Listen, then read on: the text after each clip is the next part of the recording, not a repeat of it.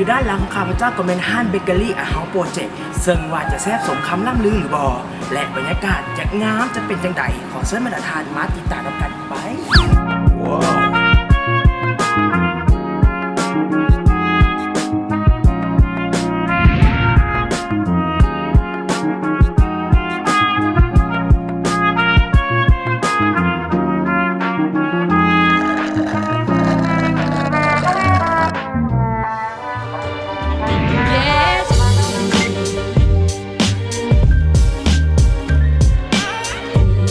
Put a spell on you.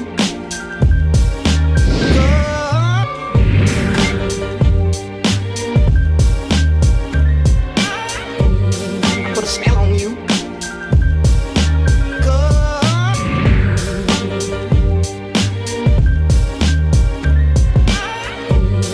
Put a spell on you.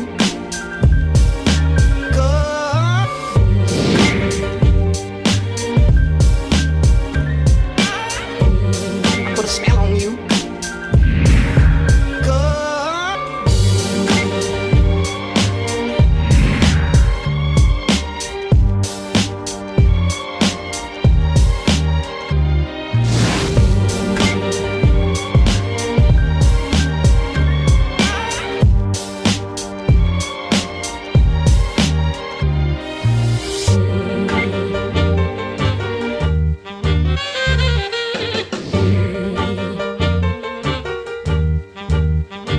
Yes.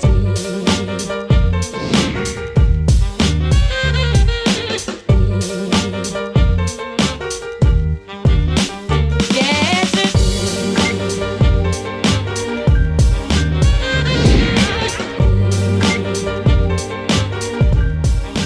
เจ้าและนี่ก็เป็นบรรยากาศของห้านเฮาส์โปรเจกต์ซึ่งว่าเป็นห้านหนึ่งที่มีชื่อเสียงโด่งดังทางด้านเบเกอรี่น้ำปั่นอาหาร และภาพบรรยากาศต่างๆที่ข้าพเจ้านำมาฝากหวังว่าบรรดาทานคงจะมักถ้าว่ามักอย่าลืมกดไลค์กดแชร์และกด Subscribe ให้เด้อเพื่อเป็นกำลังใจให้ช่องแมงโกสตีนของพวกเขาแล้วพบกันสำหรับคลิปต่อไป